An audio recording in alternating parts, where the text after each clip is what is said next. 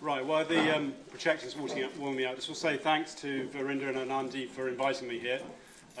I'm from London and have been investigating the East India Company for the last 5 years or so. It was a very London-based company, so I'm going to give you a view of how we got to 1857 and what some of the implications are, and hopefully lead into some questions. Loot's the title. When Pandit Nehru was sitting in British jail for, I think, the 7th time in 1942, he was writing his book, The Discovery of India, and he came to the period in Indian history where the East India Company took over Bengal. And he noted how it was significant, perhaps, that one of the Hindustani words that had come into the British language was loot. It's a Hindustani word. This is a picture which was on the ceiling of the East India Company's headquarters in London's Leadenhall Street.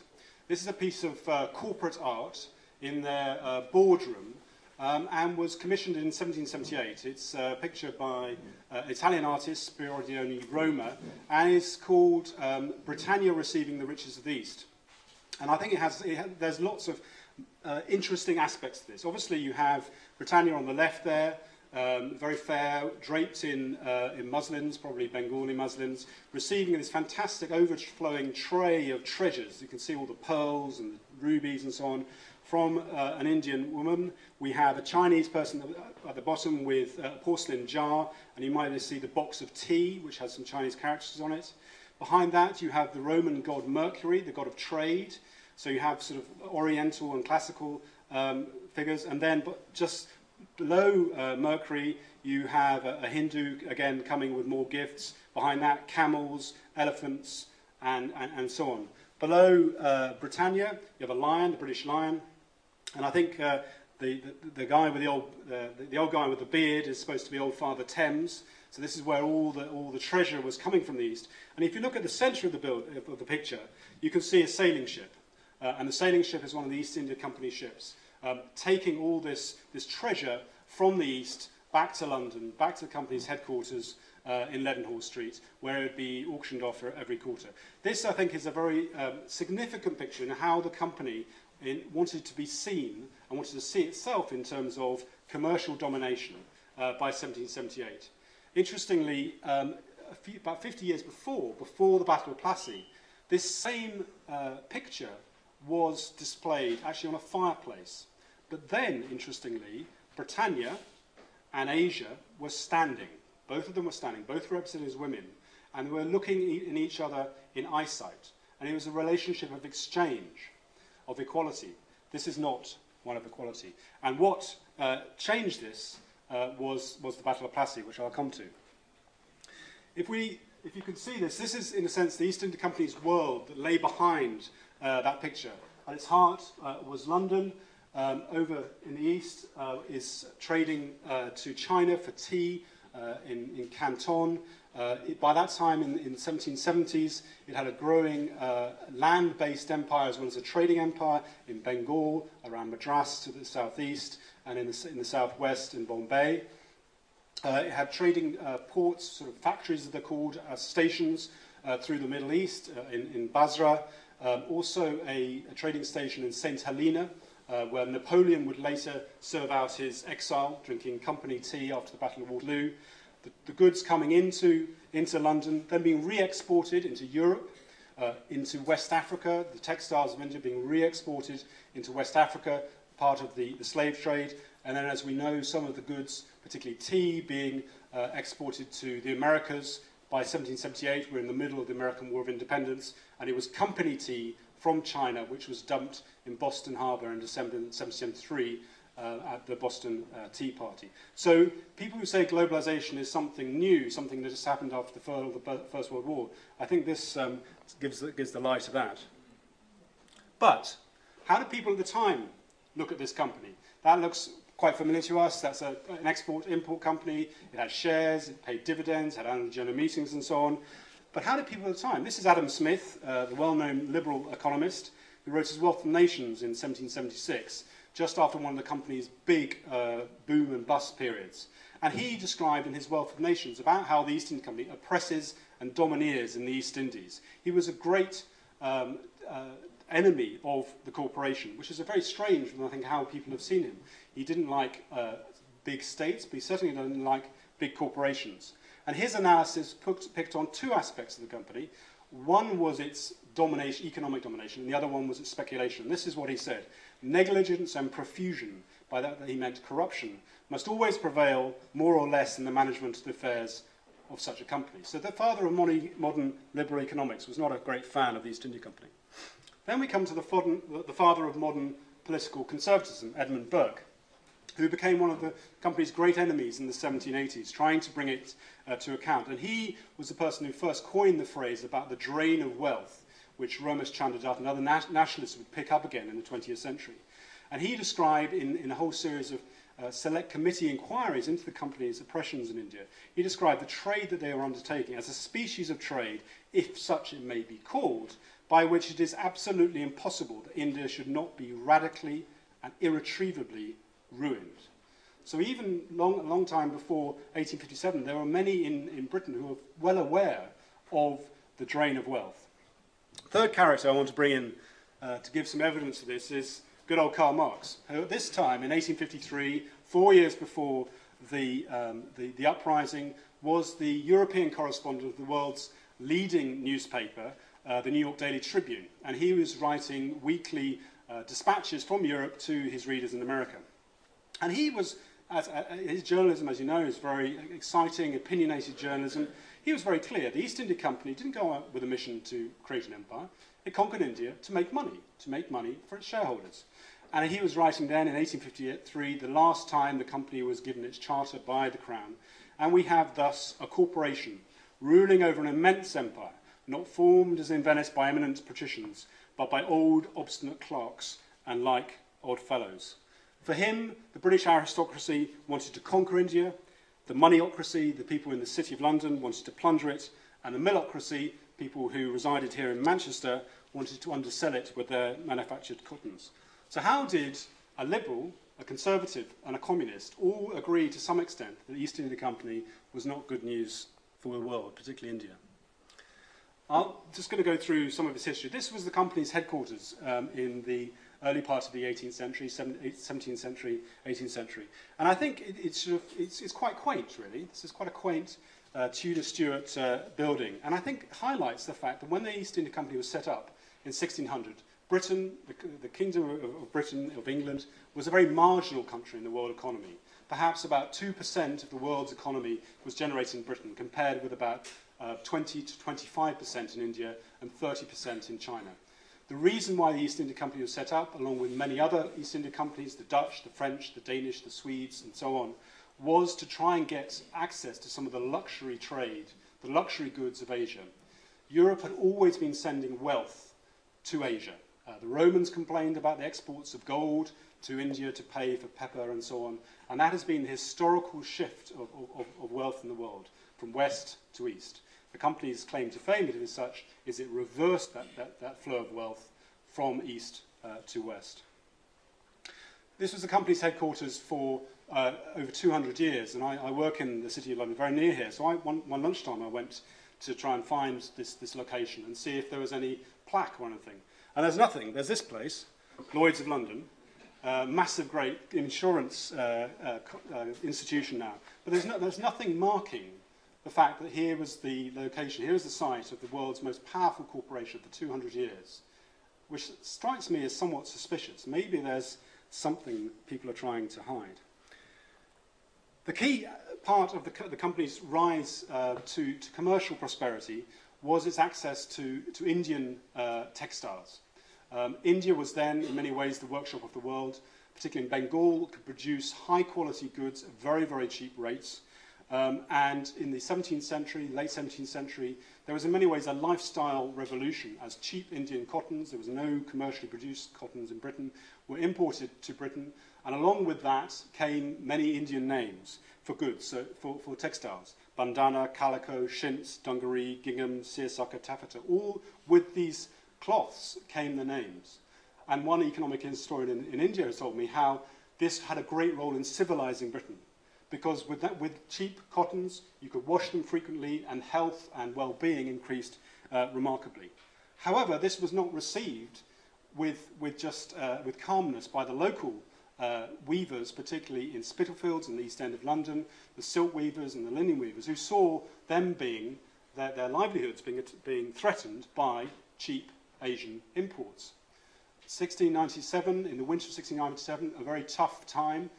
5,000 weavers marched on Parliament to demand protection, to demand tariffs from these cheap Asian imports. On the way back through town, passing through the East End, passing through the city, they tried to break open the doors of the East India Company House and get the treasure inside. They were turned away by the militia.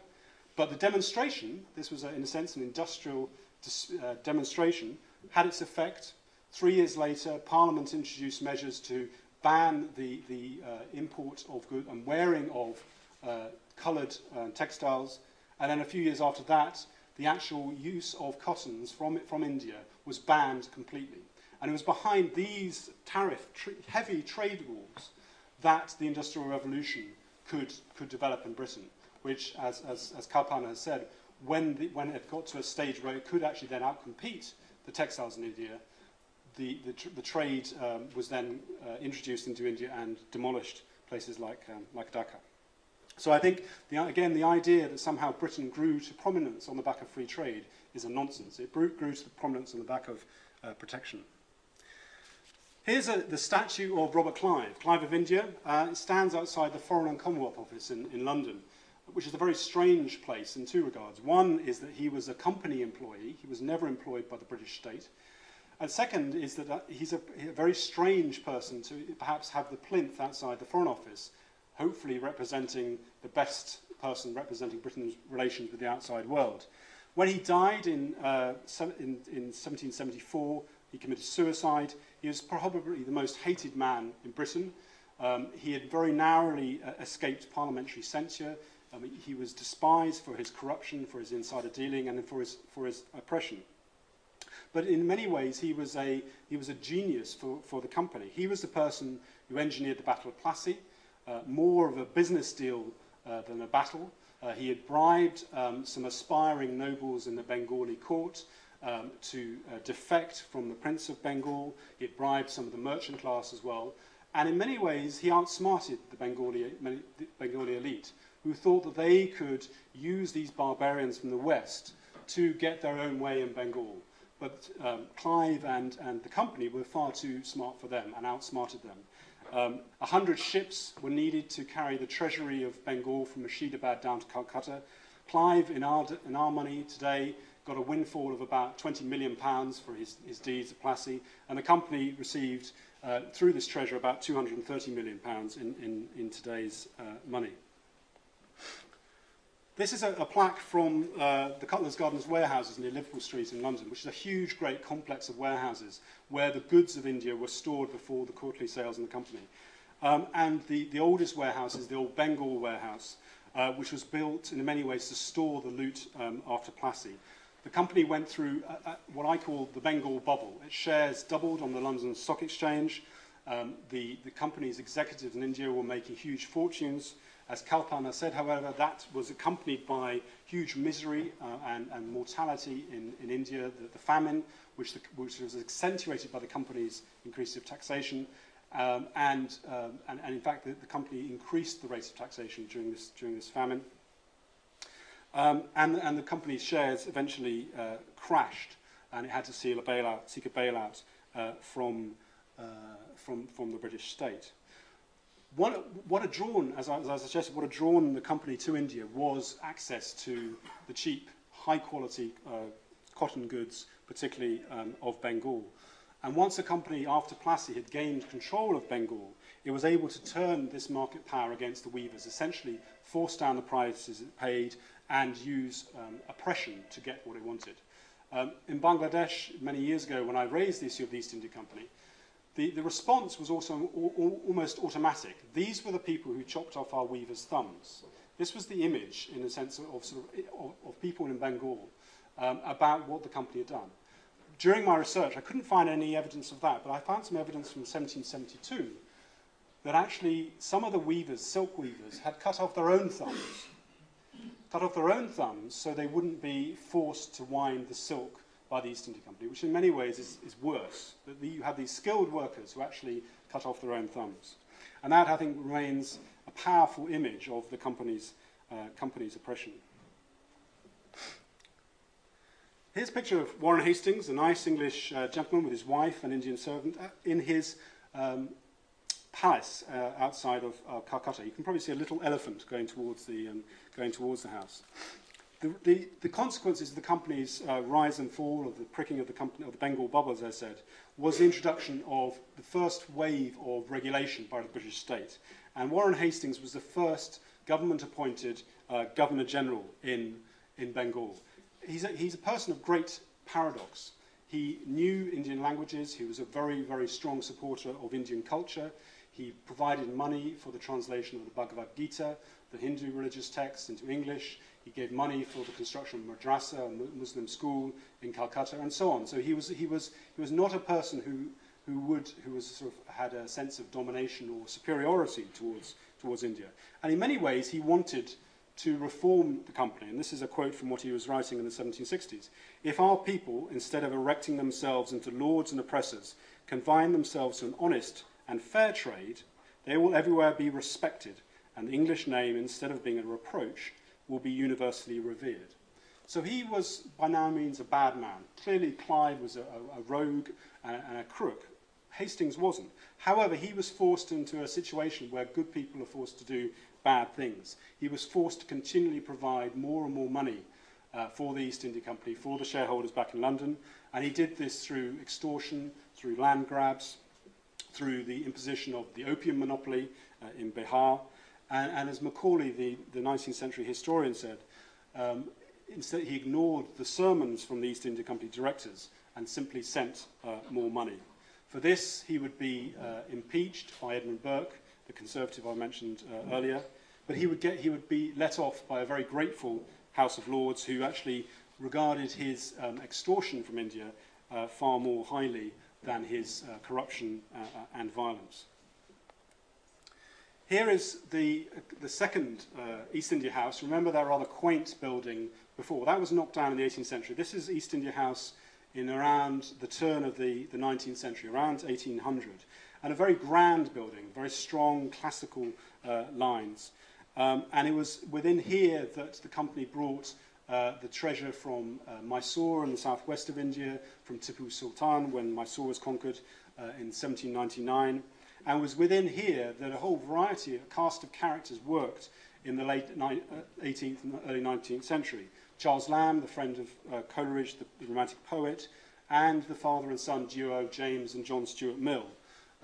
John Stuart Mill, who many of us will know for his liberal writings, in many ways only wrote that after 35 years of hard work working for the East India Company.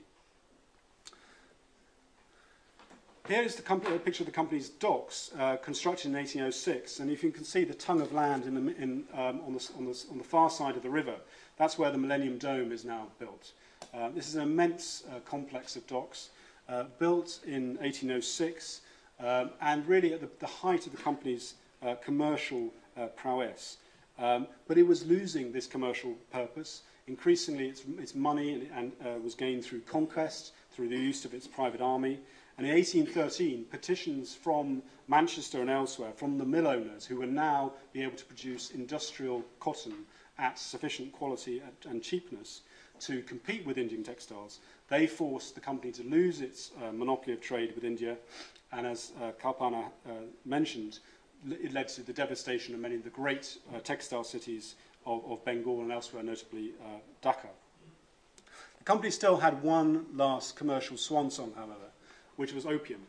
As I mentioned, one of the ways that Warren Hastings had raised money for the company was the introduction of a monopoly of opium, the sale of opium, which was grown around Patna in Bihar. Peasants were forced essentially to grow this opium, which was then sold under company auction, and was then shipped out to China. The only problem, of course, is that China had a ban on the imports of opium for obvious reasons of health. The company, however, with increasing power and increasing arrogance, ignored these, and between 1800 and 1839, the numbers of opium chests that were exported by the East India Company grew from 2,000 to 40,000 chests. The Chinese eventually tried to crack down, and Commissioner Lin, who is celebrated in China for his struggle to bring the opium trade to an end, wrote this in a letter to Queen Victoria. In coveting profit to an extreme, they, the British, have no regard for injuring others. When Commissioner Lin tried to crack down on the trade, the British intervened, leading to the First Opium War, the loss of Hong Kong for the Chinese.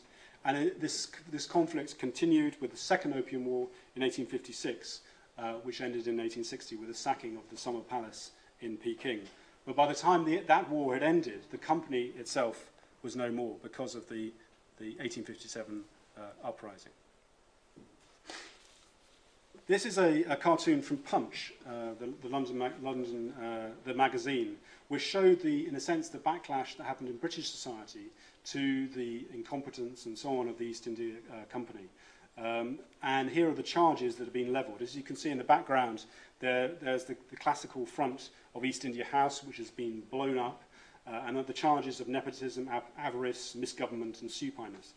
This image is one of the grisly execution devices that was used by the East India Company. In fact, it was a Mughal device. It was a well-used device in India, so it wasn't invented by the East India Company or the British. It was a well-established Indian practice of blowing up your prisoners to inspire fear. And in fact, during the mutiny, the practice was stopped because the British soldiers felt they could use the powder more efficiently elsewhere. So but it remains a powerful image of the brutality of the company. The company didn't last much longer than the Mughal Empire.